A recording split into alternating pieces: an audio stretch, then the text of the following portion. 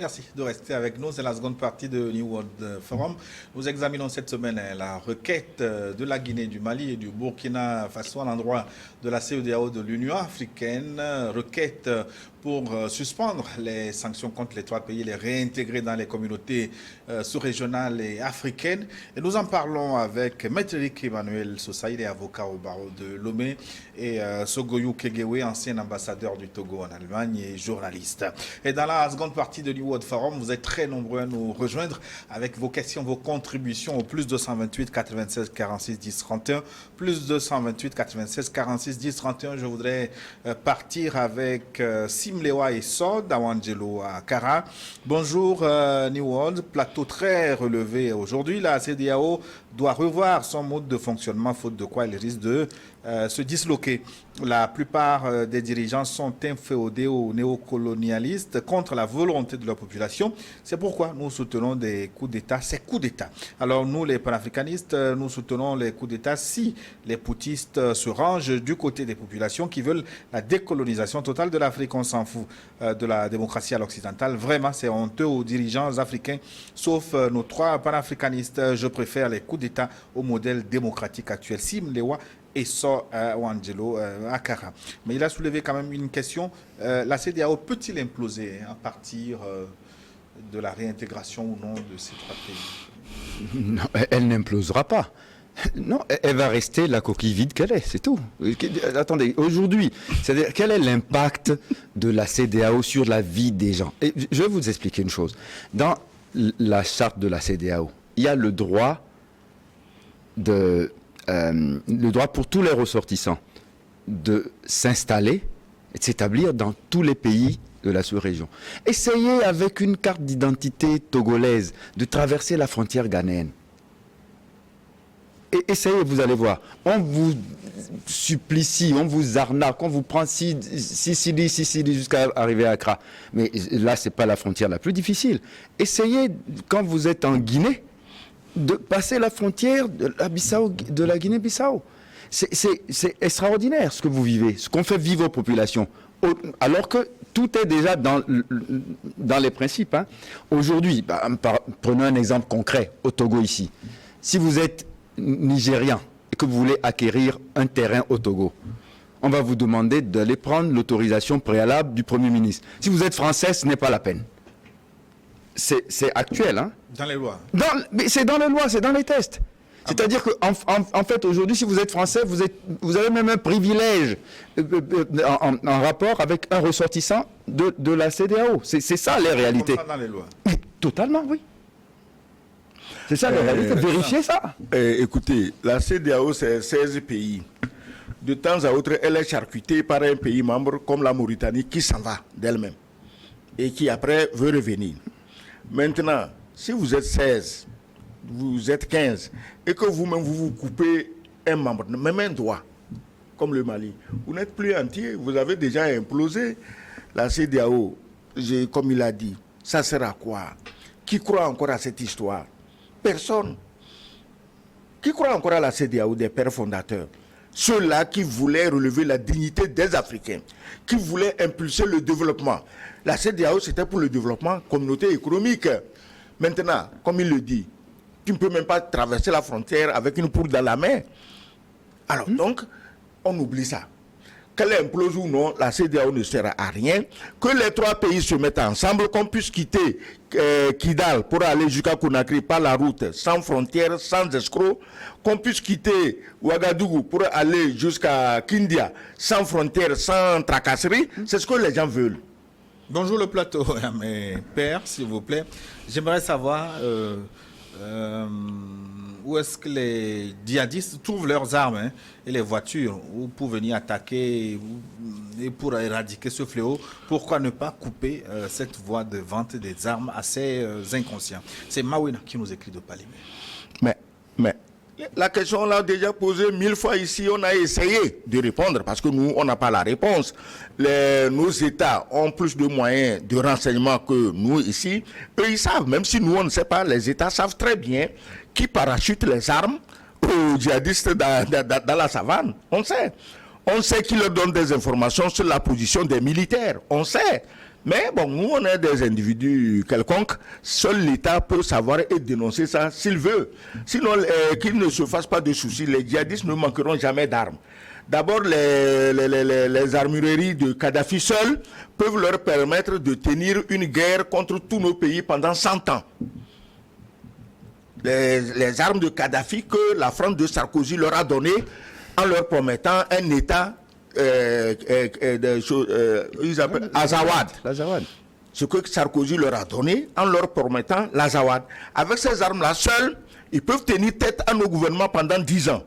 Donc la question ne se pose pas.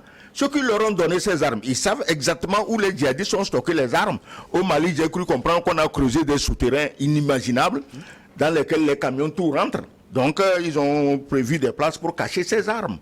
Nos gouvernements ne peuvent que constater et faire du mieux qu'ils peuvent pour tenir. Salut New World et à vos invités. Merci pour tout ce que vous faites pour l'éveil de la conscience de la jeunesse africaine. Ma question est de savoir si nos chefs d'État ont conscience qu'ils sont au pouvoir pour le bien de leur population. Sylvain, depuis Atapamé, bonne émission. Eh ben, j'ai la faiblesse de croire qu'ils sont au courant, mais bon, à voir les choses évoluer tous les jours, on est en droit d'en douter. Mais pour revenir à ce que disait tout à l'heure le doyen, vous savez, nous avions eu les forces Barkhane et autres avec des drones tellement efficaces, tellement pointus, qu'on pouvait voir la pointure de votre chaussure si vous la laissez sous un arbre. Mais ils sont incapables de voir une colonne de djihadistes qui avance vers une ville pour venir massacrer des gens. Ils ne voient pas ça. Mais c'était ça le problème.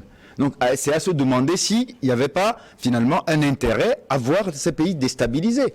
Donc aujourd'hui on est en mal de condamner les coups d'État qui s'y sont passés parce que bon, on a une situation où on se dit si les coups d'État peuvent permettre de résoudre le problème, alors allons au coup d'État. La question qui est posée tout à l'heure qui consiste à savoir si nos chefs d'État sont conscients ou pas qu'ils doivent servir l'intérêt des populations. Mais si ils savent qu'ils doivent servir les intérêts des populations, d'abord, ils devraient mettre tous les moyens nécessaires, notamment militaires, pour qu'aucun soldat ne manque ni de munitions ni de nourriture. Pourquoi on les a affamés? Vous vous rendez compte, on envoie des gens qui sont des concitoyens hein, aller se faire massacrer sans nourriture et sans munitions. C'est arrivé une fois au Burkina Faso. Au Burkina Faso, on l'a vu au Mali plusieurs fois. Donc, après, quand ils détalent, on dit ils sont pas braves, soldats. Mais voilà. On a pointé du doigt des détournements au sein. Voilà, c'est ça. J'ai parlé de ces détournements. Je vous ai parlé ici du fils de Keïta, Karim Keïta. Son métier numéro 1, c'était de détourner tout l'argent prévu pour acheter des armes à l'armée malienne. Et il faisait ça avec le soutien de ceux-là chez qui il cachait l'argent. Pas seulement les armes, même les tenues. Même les simples tenues. Oui. Et d'autres allaient au front en sandalettes. Oui. Écoutez, les chefs d'État, je l'ai toujours dit ici, mais malheureusement, quand je le dis, les gens prennent ça à rebrousse-poil. Nous devions prouver à nos chefs d'État qu'ils ont notre soutien inconditionnel pour leur permettre d'oser se détacher de leurs tortionnaires de tous les jours. Si le chef d'État doute du soutien de ses concitoyens, il n'a pas d'autre choix que de se mettre entre les mains de son tortionnaire. Ou le contraire, qu'il ose d'abord et le soutien suivra, tel que les choses se passent aujourd'hui. Oui, Gilles, dans un studio climatisé, c'est facile à dire. Bonjour Gilles, c'est Richard Tagba depuis Kara, notre ami Richard. Je rêve de le rencontrer à Kara. J'irai bientôt à Kara. Je vais l'appeler. Je viens avec vous alors. Voilà. C'est Richard Tagba depuis Kara. Tout heureux comme toujours de participer à l'émission du jour. Je salue tous vos invités au-delà de toute réalité du principe selon lequel la force ne doit justifier ou que la force ne fait pas bon ménage avec l'exercice du pouvoir politique. Je voudrais que les invités nous disent à ce jour de l'exercice du pouvoir de la junte malienne, burkinabé, etc. Qu'est-ce qui est véritablement en déphasage avec les actions des militaires au Mali et au Burkina Burkina Faso, au point qu'à ce jour, l'on puisse continuer par parler des sanctions de la CEDEAO. Devrait-on dire que le civil doit-il disposer exclusivement de l'exercice du pouvoir politique, même si, dans une certaine mesure, le coup de force n'est pas à cautionner? Non, le problème des Maliens et des Burkinabés, c'est qu'ils tuent les djihadistes qui sont les enfants chéris de ceux que nous connaissons. C'est pourquoi chaque fois qu'on tue un djihadiste au Mali ou au Burkina, les associations machin des droits de l'homme, Amnesty International, la Cour des droits de l'homme de l'ONU, ils se précipitent. Mais quand on tue des dizaines de militaires, vous n'entendez jamais ces gens-là dire un mot. Posons-nous la question, est-ce que nos militaires aussi sont des humains ou non? On peut les tuer sans que personne ne s'en inquiète, et quand on tue un djihadiste, ça devient violation des droits de l'homme. Dans quel pays on respecte les droits de l'homme en guerre? Quand l'armée américaine a occupé l'Irak, qu'est-ce qu'ils ont fait au camp d'Abu Ghraib? Mais les soldats, ces femmes américaines, pour s'amuser, on mène nu un arabe, on lui passe la chaîne au cou et la dame soldat tire. En laisse. Mais est-ce que c'est les droits de l'homme? Mais ils sont en guerre, ils peuvent se permettre ça parce qu'ils sont en guerre. Maintenant, on veut même complexer nos militaires pour qu'ils aient peur de tuer les djihadistes. Donc les militaires vont se laisser tuer eux seuls. Mais quand même, je dis, mes frères, je dis, laissons de côté les lois, le droit, le machin, coup d'État, pas de coup d'État. Confions-nous au bon sens élémentaire. Nous devions soutenir nos militaires inconditionnellement. Voilà le problème, inconditionnellement. Attention, on n'a pas détruit la vitre. On nous écrit du Mali.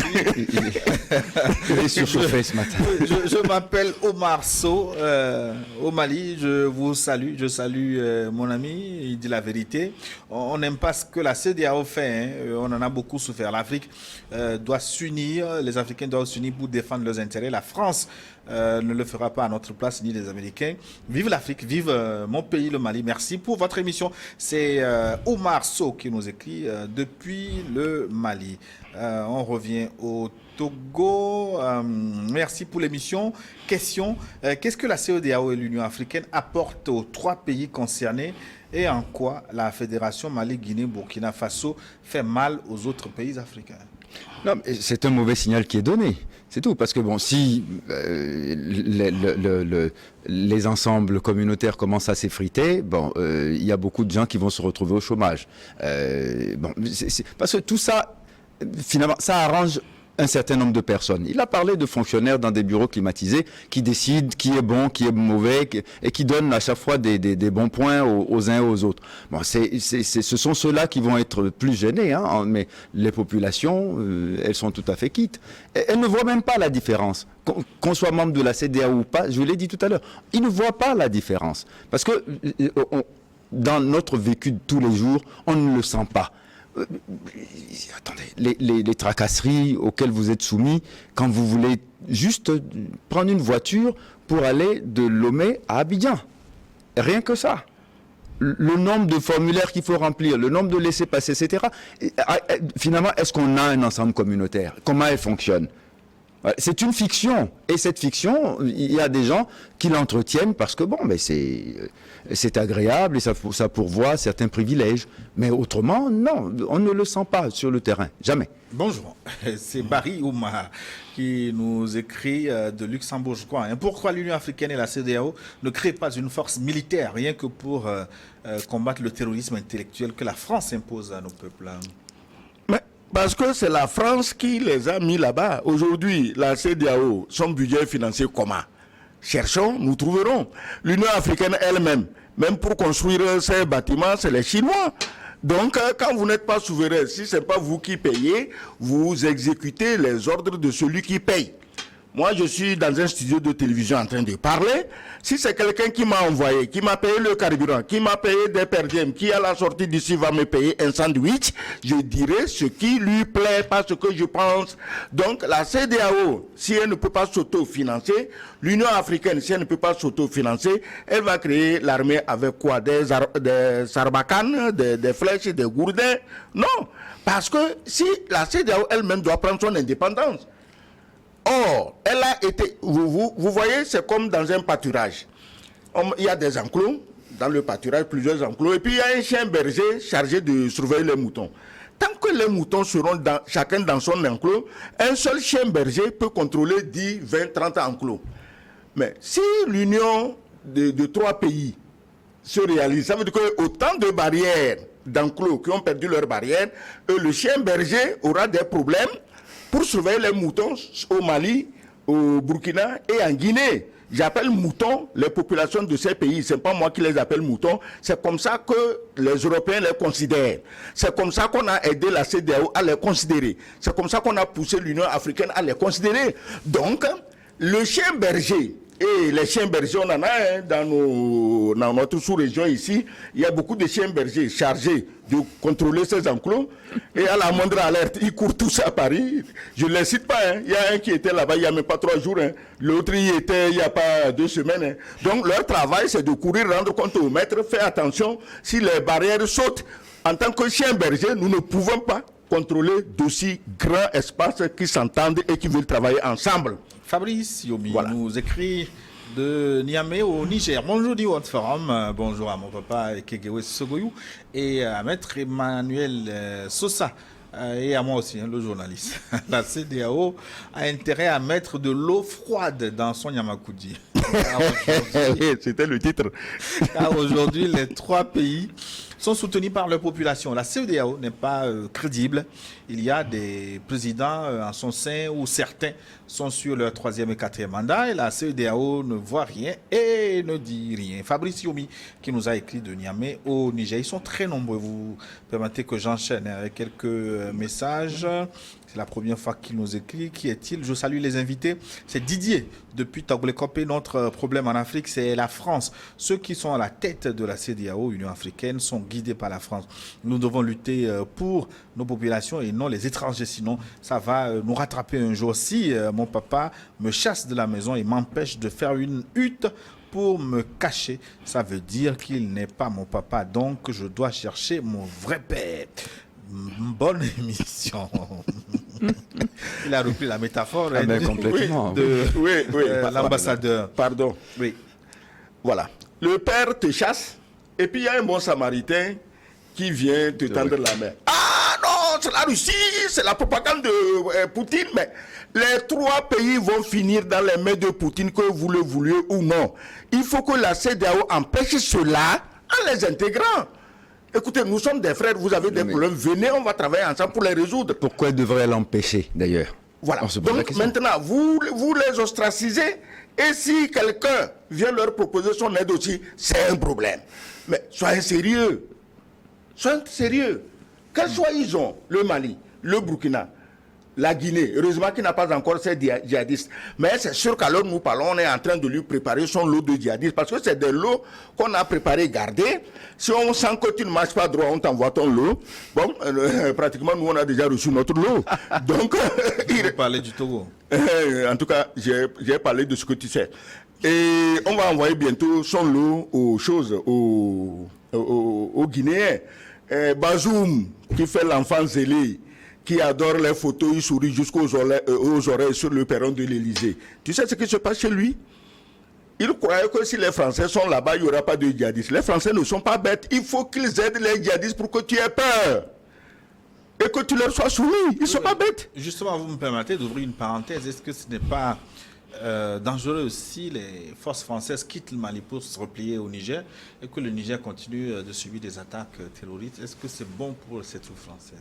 Mais attends, tu loges celui qui fournit les armes aux djihadistes. Tu loges celui qui entraîne les djihadistes.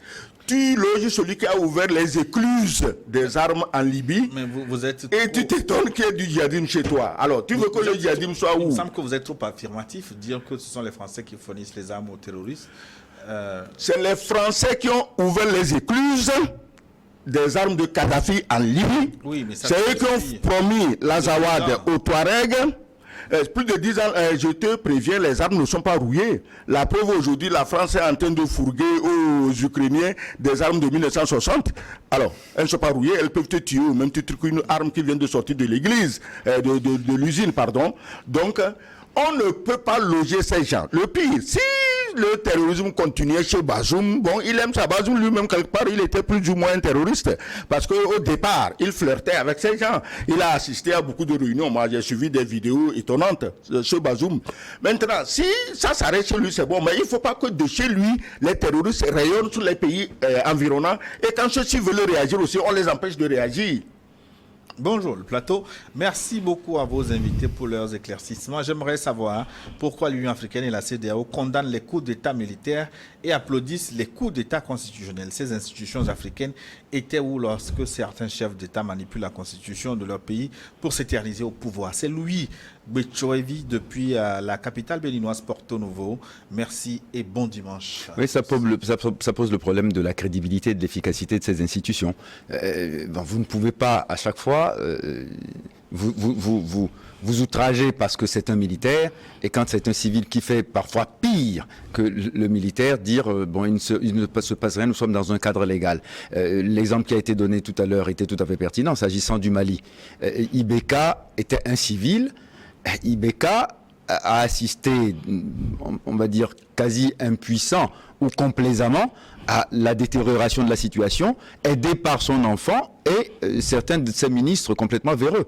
Et finalement, on s'étonne qu'il y ait un coup d'État après cela. Le constat fait qu'on est dirigé par des corrompus. Quand ils sont en civil, il n'y a pas de problème. Dès lors qu'ils portent treillis, alors c'est la chienlit. Non. Je pense qu'il faut à chaque fois avoir la même rigueur. Mais malheureusement, nos institutions communautaires n'ont pas de rigueur du tout. À la limite, ils n'ont même pas de colonne vertébrale pour dire voilà la ligne à suivre. On peut au moins comprendre s'il y avait une boussole. Aujourd'hui, la boussole, elle est perdue. Si vous acceptez le cas tchadien sans critique, et que vous dites que le cas guinéen est à condamner à proscrire, alors vous n'êtes pas crédible. Ouais. C'est ça le problème. Si vous souhaitez participer, contribuer à cette émission, à ce forum, je vous donne le contact, plus 228 96 46 10 31, plus 228 96 46 10 31. Écrivez-nous, écrivez via WhatsApp. Hein, et ceux qui veulent les horaires de cette émission en direct, nous sommes là tous les dimanches à partir de 12h12, temps universel, 12h12 UTC. Et nous relayons les questions des téléspectateurs une heure après, c'est-à-dire à partir de 13h12. Nous retrouvons maintenant Sylvestre depuis Kégué. Bonjour Gilles, bonjour le plateau. Avant la CEDEAO, les pays existaient et peuvent exister sans la CEDEAO. Pouvez-vous nous dire exactement les causes des coups d'État dans les trois pays? Je voudrais savoir si les marionnettes de l'organisation sous-régionale maîtrisent les problèmes de ces trois pays. Si oui, pourquoi refusent-ils de lever les sanctions? Cette fédération entre ces trois pays est la bienvenue. Bonne émission, Sylvestre, depuis Kégué. Bonjour, Monsieur Boko et les invités. Merci beaucoup pour vos analyses sur le sujet. Nous avons bien fait en créant des institutions telles que l'Union africaine et la CEDEAO. Mais ces institutions trop instrumentalisées par l'Occident n'arrivent jamais à prendre des décisions crédibles face à leur population. Je demande à la CEDEAO et à l'Union africaine de lever les sanctions contre le Mali, le Burkina et la Guinée et ensuite trouver des voies et mécanismes pour la paix pour ces pays et les aider à organiser des élections crédibles et transparentes. C'est Justin qui nous écrivait de Tchévier. Cette fois-ci, bravo aux deux invités. Abaké depuis Aledjo Kadara. Chapeau à Kéguéwé. Aledjo Kadara. Monsieur Abaké, merci de votre fidélité. Nous recevons une question du plus 233. Bonjour, je vous remercie pour la qualité de votre débat et merci également à vos invités. J'aimerais savoir pourquoi, au moment où les trois pays, Burkina, Guinée et Mali, cherchent à aller vers l'union sacrée, la Côte d'Ivoire restaure sa carte de séjour. Elle est une menace ou un avertissement à l'AI Arama depuis le Mali. Oui, mais la Côte d'Ivoire, personne mieux que Ouattara ne connaît où mènent ces histoires de carte de séjour. Hein? On sait comment la guerre civile a commencé en Côte d'Ivoire. C'est en voulant ostraciser les non-ivoiriens qu'on en est arrivé là. Ouattara en a l'expérience. S'il veut recommencer, ça veut dire qu'il a oublié que les mêmes causes produisent les mêmes effets. Mais on ne va pas commenter cela. Chacun prend dans son pays les décisions qui lui plaisent. Voilà. Donc, et je crois que la CEDEAO, les 3 pays, je répète que, comme la CEDEAO même les a rejetés de la maison, pour moi, ils veulent augmenter le recrutement de la Russie en Afrique parce que les gens seront obligés. Donc, il ne faut pas que demain, quand ces gens vont aller se mettre sous l'aile de la Russie, qu'on les accuse encore de quoi que ce soit. Si les 3 pays retournent à la CEDEAO, c'est parce que justement, ils ne veulent pas d'influence extérieure. Que la CEDEAO les reprenne, qu'ils envoient même des représentants dans le gouvernement au Mali, au Burkina et en Guinée pour aider ces pays à aller calmement vers les élections après avoir apaisé militairement leur pays. Si vous les rejetez et qu'ils font une fédération de 3 pays, je ne serais pas surpris que d'ici quelques années, la fédération ne se limite pas à 3. Une Malienne depuis le Luxembourg, bonne journée à vous, bonjour mon frère Gilles. Je salue mon papa l'ambassadeur et maître. La CEDEAO n'a pas de leçon à nous donner avec tout ce qui s'est passé. Avec ces mêmes chefs d'État, ils sont mal placés. On est rentré pour un but. Si cela est impossible, mieux vaut quitter que de rester dans une association qui n'est plus crédible pour nous. Une Malienne depuis le Luxembourg, c'est Koulibaly Assitane Fofana. Merci de votre fidélité de tous les dimanches. Germain nous a écrit aussi bonjour à Gilles et aux invités. Qu'est-ce qui pousse les hommes en uniforme à prendre le pouvoir par la force? N'est-ce pas la faute aux politiques?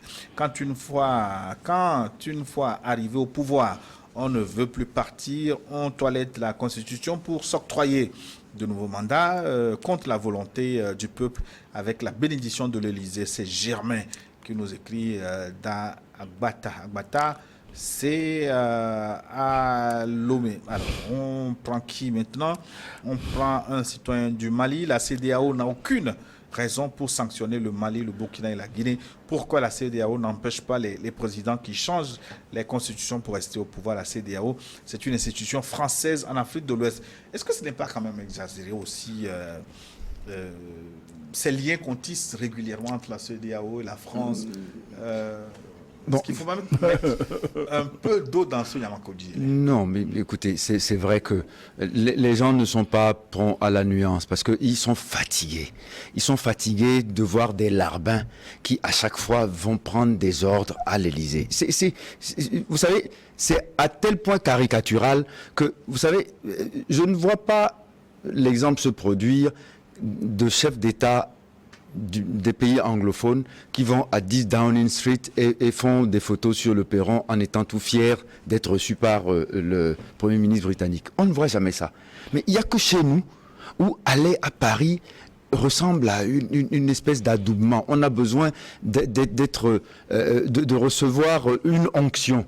Mais attendez, vous avez vu combien de fois un ministre africain est reçu par un président dans quelques pays d'Europe que ce soit? Combien de fois?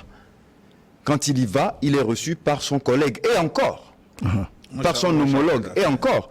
Mais ici, le moindre ministricule qui arrive, il fait la une du journal télévisé parce que le président a reçu tel ministre, le ministre des temps libres et des batraciens. L'ambassadeur peut vous en dire de la Moldavie. Qui est ambassadeur en Allemagne, est-ce que vous avez une fois vu le président qui est venu de Moldavie, est venu saluer le chef de l'État. On va faire 15 minutes dessus. C'est une mentalité dont il faut qu'on sorte. C'est ça le problème. Excellence. Si vous voulez être bien reçu en tant que ministre ou président, il faut aller en Chine. C'est les Chinois qui mettent tous les honneurs aux présidents et ministres africains. Le reste, quand vous arrivez en Europe, je ne veux citer personne, mais ma foi, si vous ne faites pas attention, vous allez oublier que vous êtes président. On en a vu même retourner. Abdou Diouf, qui était secrétaire général de la francophonie, a vécu une avanie à l'aéroport de Roissy-Charles de Gaulle, voilà. où on lui demandait d'ouvrir sa valise et d'être fouillé, comme n'importe quel voyageur. Vous vous rendez compte? Et en plus De la francophonie, voilà. bien sûr, bien sûr. Il est humilié sur les terres de la francophonie. Voilà. Les Noirs, c'est rien. Les Noirs comptent très peu pour ces gens-là. Hein. Bravo à New World et à ses invités. Maître Sosa a raison de dire que ces gens qui ont pour boulot la politique, ce sont eux qui réclament les élections. Maître Sosa aura Maya parti avec les opposants dans ces différents pays. Un peu plus ou un peu moins. Alors, non, bonjour.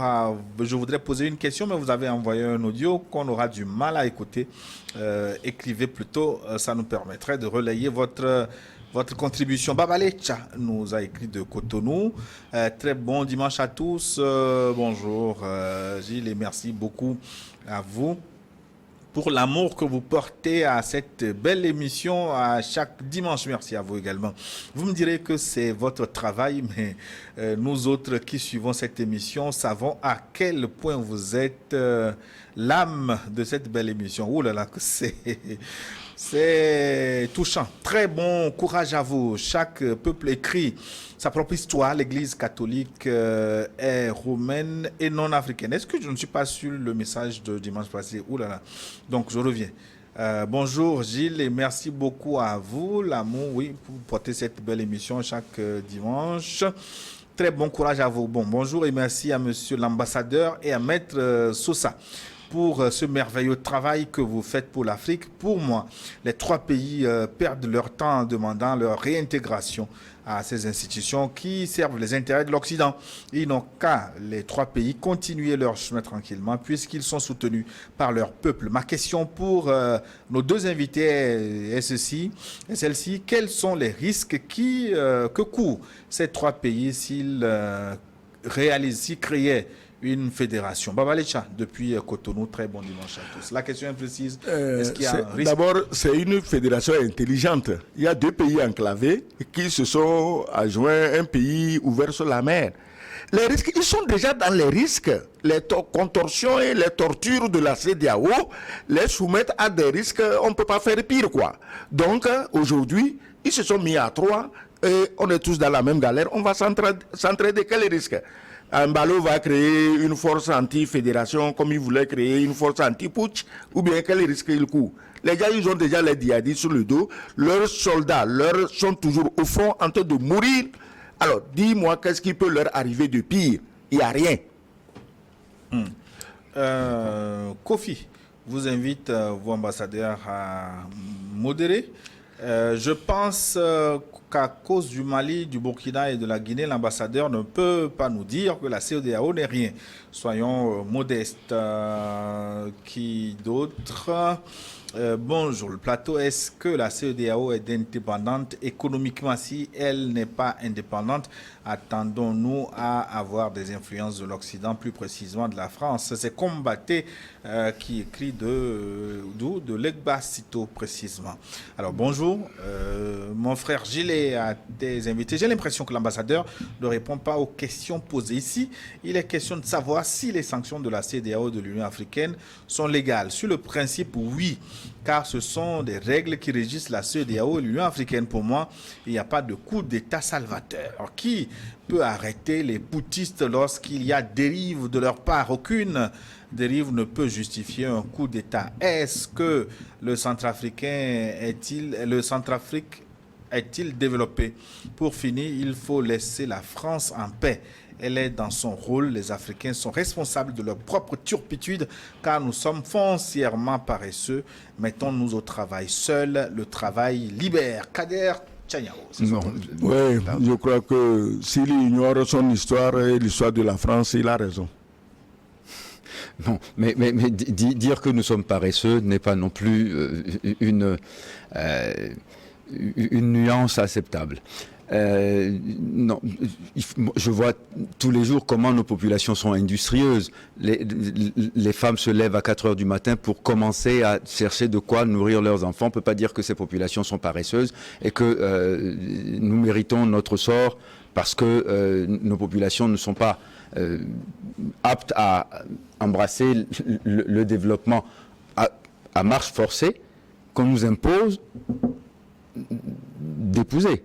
Le problème n'est pas tant de savoir si nos populations sont aptes ou pas. Si vous formez bien des gens dans des conditions de paix et que vous les nourrissez correctement, ils n'auront besoin de personne.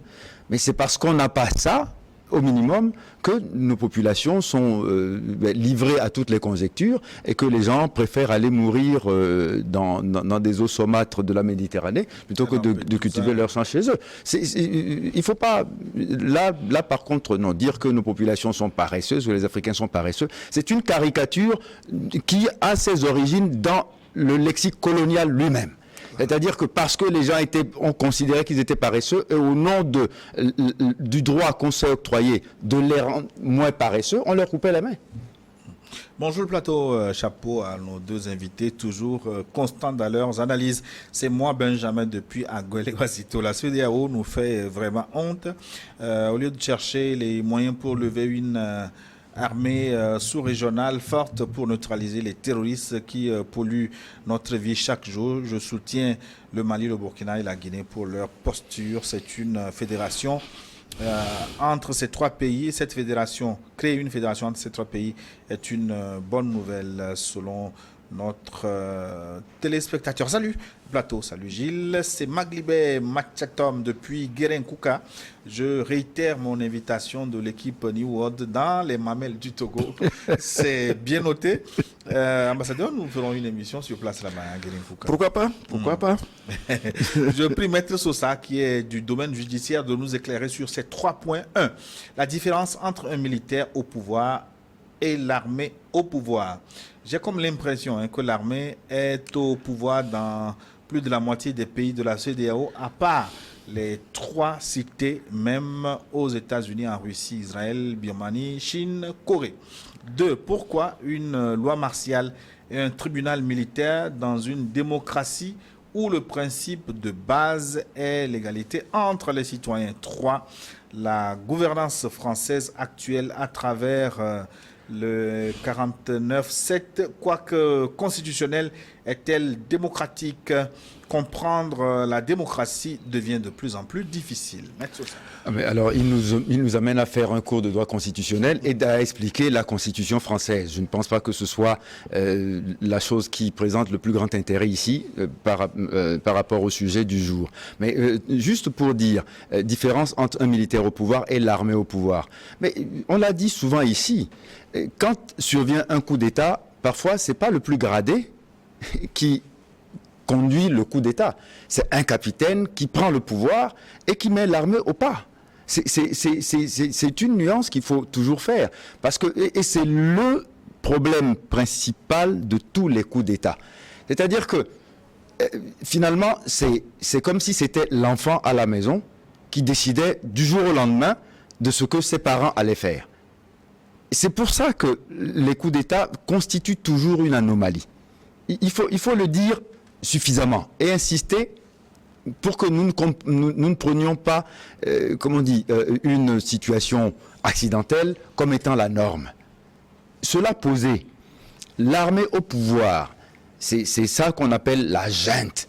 Quand tous les militaires se sont mis d'accord que celui qui est devant eux, quel que soit son grade, même sergent-chef, quel que soit son grade, prend le pouvoir et nous le soutenons. Parce que s'il est seul au pouvoir, il ne tiendra pas 24 heures, c'est parce que les autres le soutiennent qu'il tient. Mais c'est seulement, certains généraux ne sont pas assez fous pour aller essuyer la critique et ils ne sont pas candidats au crachat et aux pierres tout le temps qu'on va leur jeter parce qu'on va dire vous êtes pushy, vous avez fait un coup d'État. Certains même en tirent avantage.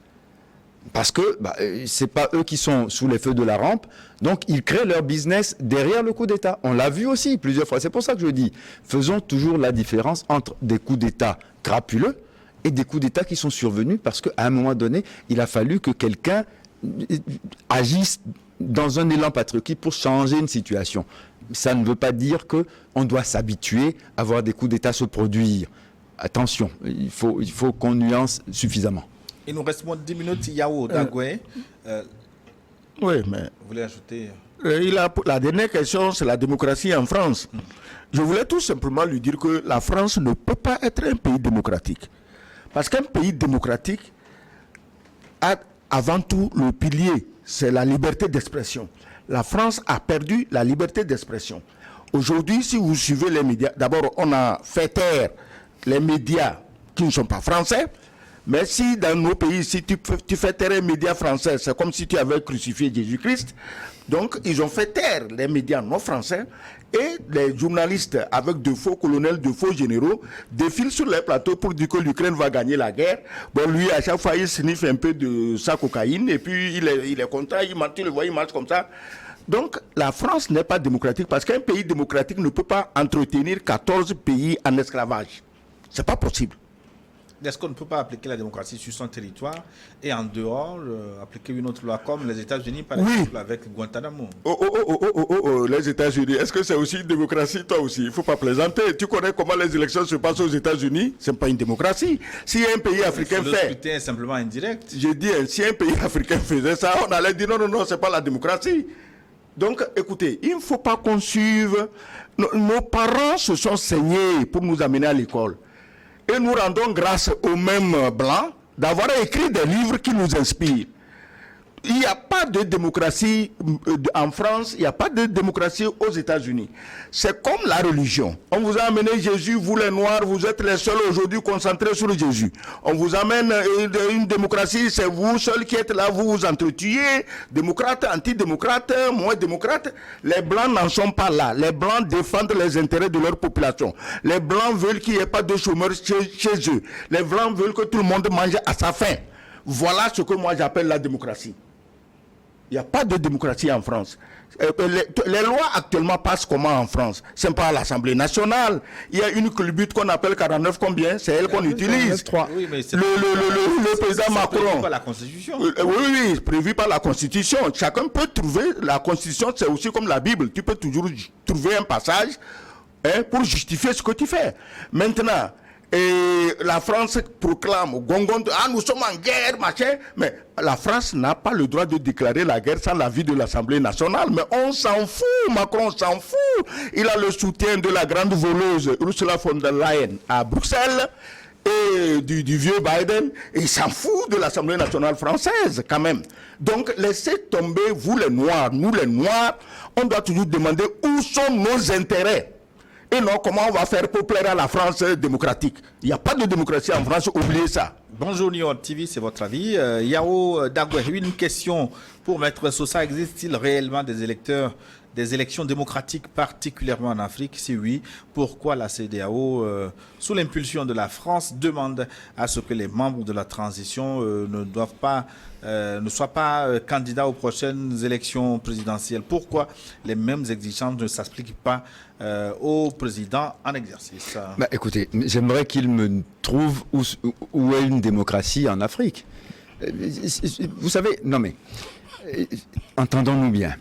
Je dis tout le temps, en termes de légitimité, lorsque vous vous organisez pour que le scrutin se déroule entre 30% de la population et qu'on vous dise que les 50% de ces 30% sont légitimes à donner un président ou un député, vous n'êtes pas en démocratie.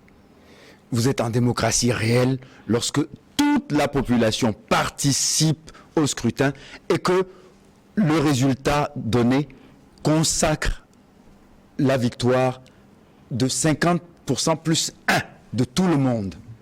Ça, c'est la démocratie. Tant que vous n'avez pas ça, vous n'avez que des simili-démocraties et on ne peut pas aller s'entretuer pour dire c'est un tel qui a gagné les élections quand c'est seulement 20% qui sont allés voter. Non, les gens sont prêts à aller mourir alors que le jeu était pipé. Il est faux depuis le départ, mais on fait semblant de croire qu'il y aurait une sincérité quelque part. Et des gens sont prêts à aller mourir pour ça. Pardon, non. Je tiens à ma vie et je ne veux pas la mettre en jeu pour ce genre de mascarade. Il n'y en a jamais eu et on fait aujourd'hui de la démocratie spectacle en faisant des élections elles-mêmes qui sont en fait des fictions. Des fictions. D'accord ? Oui, démocratie. Le Sénégal est un des pays les plus démocratiques d'Afrique. Mais est-ce que nos amis suivent ce qui se passe au Sénégal? À cause d'un troisième mandat, Macky Sall est prêt à mettre le feu à toute la République du Sénégal. Où est la démocratie? Où est la France dans tout ça là? Où sont les médias français qui savent juger, condamner des gens sans même leur donner la parole? On a cassé les vitres de la voiture de l'opposant Sonko, on l'a sorti, excusez-moi le terme, comme un rat. Ça, c'est dans le pays le plus démocratique de l'Afrique noire, le Sénégal. Donc, je dis ceci. Chacun doit travailler pour les intérêts de son pays et de sa population. Le reste, laissez-moi en paix avec cette démocratie tropicalisée. Voilà. Il me reste 1 minute. Je vais enchaîner quelques messages et vous donne la parole en 30 secondes pour conclure. Bonjour, merci pour l'émission. Pour moi, ces 3 pays, aucune sanction ne pèse tellement sur eux car les terroristes tuent plus que la sanction. Voilà. C'est Germain qui nous écrit depuis le Ghana. Merci beaucoup, notre cher ami Germain. Bonjour, je suis au cœur de votre émission. Pourquoi l'Union africaine n'envoie pas de soldats pour en finir avec les djihadistes et incite les militaires à l'ordre constitutionnel? C'est simple. Djibril Cissé depuis Dakar. Voilà, un message depuis Dakar. Quoi d'autre? Je vais prendre quelles sont les conséquences immédiates de l'embargo économique de la CEDEAO sur la coalition Mabougi, Mali, Burkina. Guinée, lui, donne déjà un nom à cette fédération. Quoi? Mabougi, Mali, Burkina, Guinée. Ça peut être Guimabou aussi. Ils sont ingénieux, les téléspectateurs. Bonjour, je m'appelle Abdourahim So depuis Sikasso au Mali. Félicitations aux invités. Mon souhait est que les 3 pays fassent la fédération, qu'ils aient aussi leur monnaie commune. Il faut que l'Afrique montre au monde que sans les Occidentaux, l'Afrique vivra. Merci beaucoup depuis Sikasso. C'est Monsieur So qui nous écrivait. Nous n'avons plus beaucoup de temps. Bonjour, j'apprécie vraiment votre émission et l'Afrique a besoin de ce genre d'émission. Pourquoi ne pas dissoudre la CEDEAO et créer une organisation purement indépendante? Il ne nous a pas laissé son nom, il nous a écrit du Sénégal, plus de 221, je crois. Le Bénin aussi, je suis sincèrement satisfait de l'émission avec les invités. Merci, ça prouve que Faure Gnassingbé fait beaucoup pour que les données changent au Togo. Emmanuel Johnson depuis le Bénin. Bon, voilà, on ne pourra pas faire le tour. Ça, c'est plus de 120. La CEDEAO est aux ordres de la France. Bonjour, merci pour votre émission. Je vous suis depuis la Gambie. Ah, voilà. Moi, c'est Ba Belli depuis Banjul. Il reste encore beaucoup de messages. On ne peut pas faire le tour. Oui. On vous a suivi de partout. Oui. On vous a apprécié. Merci pour le dernier qui souligne ce que le président Faure Gnassingbé fait dans le pays. Au moins, ici, nous avons la liberté d'expression. Vous savez, aujourd'hui, dans des pays comme la France, sur certaines chaînes de télévision, si vous ne dites pas que Zelensky est un héros, mais on vous chasse. Voilà. Donc ici, nous, on parle comme on veut. Mais... À 30 secondes, parce qu'il est l'heure déjà. Donc c'est un acquis. Merci à nous, TV, de nous permettre à chaque fois de pouvoir analyser l'actualité avec autant de liberté et d'aisance. Merci beaucoup à Clesso. Et comme la grande mission a suivi la réalisation de l'émission, Thomas Choi sur les caméras. On vous souhaite un bon dimanche. Tout de suite, c'est une nouvelle édition du Journal sur votre chaîne. À très bientôt.